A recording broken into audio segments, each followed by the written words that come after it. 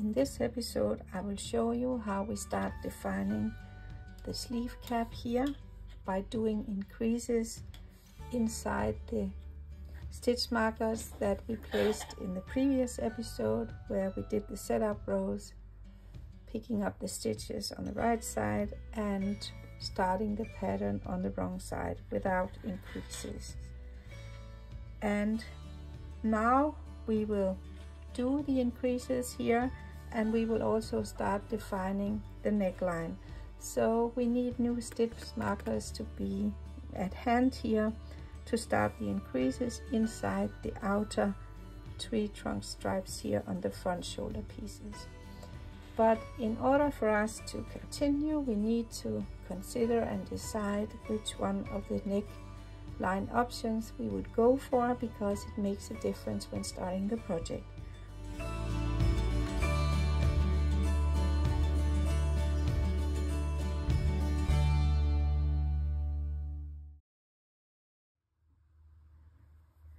If I am using neck option 1, I will add in the stitch markers already.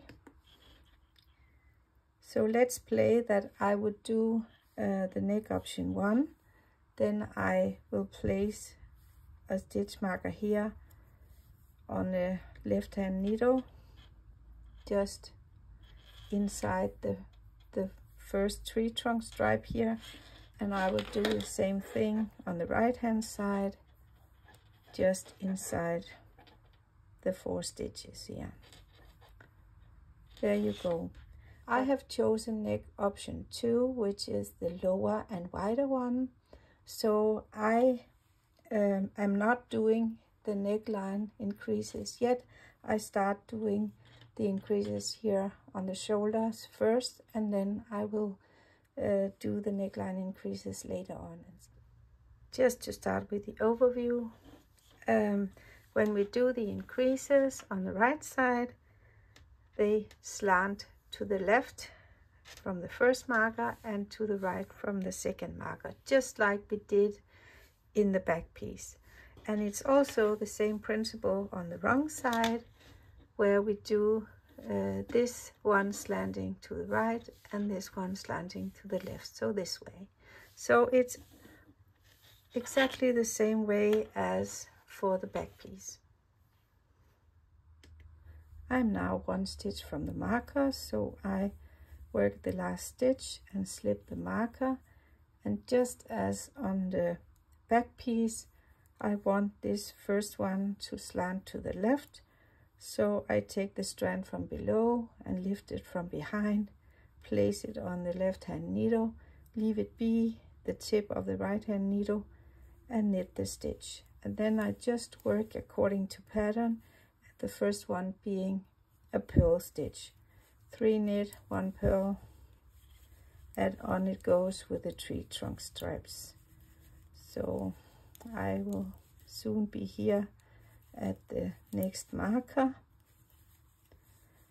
and I do the purl, and I lift up the strand from the row below from the front. I make room for the tip, and then I place in the tip and knit it in the front leg, just like we did in the back. So I guess you are familiar with this now, so I can just knit across the back and do the same thing on the other shoulder, and we can meet up for the wrong side of the project for the next row. I have now worked across and reached the marker, so I will slip the marker, and this time I will make the stitch slant to the right.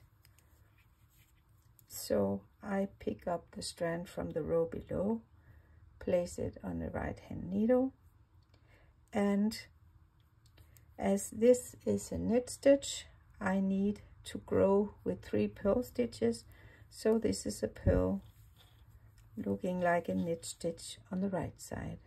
Then I just work the pattern, 1 knit, 3 purls, I do the last purl. So now I need yet another purl. I lift the strand from the row below, place it on the left hand needle, and here I need to purl in the back loop. So I put in the tip like this and do the increase, slip the marker, and do the exact same thing on the other shoulder. And this is how I do the first rows with increases on every row, and we will meet up when we start defining the neckline and do the sleeve increases every other row. I have now done the first 4 rows with increases every row. So now I have increased by 1 tree trunk stripe inside each of the stitch markers here, and I have worked according to pattern, so the last increase looks like a purl on the right side. So 1, 2, 3 trunk stripes, and that's for all sizes. And if you had worked neckline option 1, you would have done increases here at the neckline, half a tree trunk stripe, because we do the neckline increases every other row. So now I will just work the last 4 rows here before I start the neckline, and I will do the increases every other row. I've now done the first 8 rows, and I'm ready to do the neckline increases. But before doing so, let's have a look at the sleeve cap here. So the sleeve has now been increased by 2 more stitches of the tree trunk stripe, so half a tree trunk stripe in each side, and it's not a full one because now we did the increases every other row. So now I continue, and I will make the increases for the neckline every other row, as well as the increases on the sleeve. So the neckline increases will be done so that the one here on the left shoulder piece will slant to the left, and the one on the right shoulder piece will slant to the right, so that these new stripes will kind of swing out from the neckline. And I will do the increases just outside the slip marker here on both sides. So I will begin knitting here on row 9 and just do the first 4 edge stitches, being the first edge trunk here.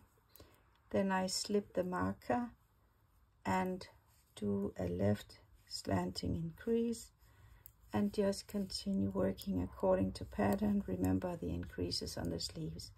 And then I'll do a similar one over here, slanting to the right. But yeah, you are very, very familiar with these increases now, so I think I don't need to show you any more of those, and I will just meet up again when I'm done. I have now finalized the 12 rows of this section of the pattern, and as you can see, I have increased the sleeve cap here by 2 full tree trunk stripes inside each of the stitch markers here, and I have for this option 2 increased the neckline here by half a tree trunk stripe here. And if I did option 1, I would have finalized 1.5 tree trunk stripe increase in each side here of the shoulder, front shoulder pieces. Before we close up this tutorial session, let's just have a look at a quality check of the increases to see if we did any mistakes. And I don't know if you're like me, but when I sit here knitting, maybe I'm talking to family and friends, or watching a movie, or just sitting in my own thoughts, and things may happen. So let's check. This first tree trunk stripe was intended with increases every row, and the second one every other row. And the way I can see that I did it right was like this. So on this first one, on every row, there will be this strand slanting to the left, and then a hole. The strand slanting to the left, and a hole. And so on it goes. And when I do it every other row, there will be this strand slanting to the left with the increase, and then the strand from the row on the wrong side with no increases, then a hole. Strand, no, the slanting strand, the non-increased strand, and a hole. Increased strand, no increased strand, here, and a hole. And so on it goes. But let's say that I forgot to do one of the increases. I'm now about to start on the right hand side, and I see that I forgot to make the increase on the former right hand side. So that's 2 rows back. I think I will just continue do the correction, because with the elasticity of the yarn, I can do the correction and pick up the strand and do the correction. However, if you make a mistake and forget an increased stitch, and you only figure it out many rows later, in this case 13 rows later, let's have a look at it. So I made one knit increase, 1 knit increase, then 1 purl and 3 knits. So I forgot 1 knit here. There were only two knit stitches. So what I did was I went all the way down to pick up the stitch, make the increase, and did it here in between the purl and the knit. So here you can see what it looks like. There is not enough yarn to do the stitch. You can clearly see here where I discovered the mistake, and here's enough yarn again. So maybe I could just by you know, pulling a bit, borrow some strand from the stitches beside this one, and it would even a bit more out, but usually I would rip back and do it again, these 13 rows. So that's why in my case I add in frequent quality checks, so that I don't have to redo that often or that much. So now, while talking quality checks, let's also see if we like the corners here. You can see there's a small it's a bit elevated here, and that's due to the fact that we haven't blocked it. That's one thing, but also I haven't weaved in the ends yet, so that I will even out.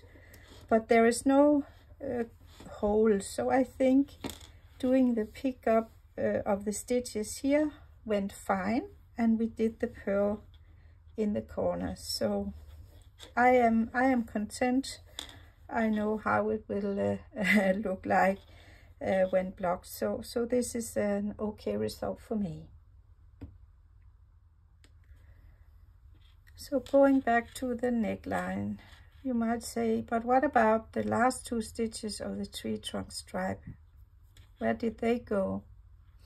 Yeah, they just wait until the next section of this pattern, where we join to work continuing around by casting on stitches for the neckline here, and then we do the last increases. I've played a lot with these necklines to see what looked the best and how it worked, and found that doing the rest of the increases while also doing the cast-ons and looks better. That's my take. Yeah, so let's move on and meet up in the next episode to continue joining the neckline and work in the round.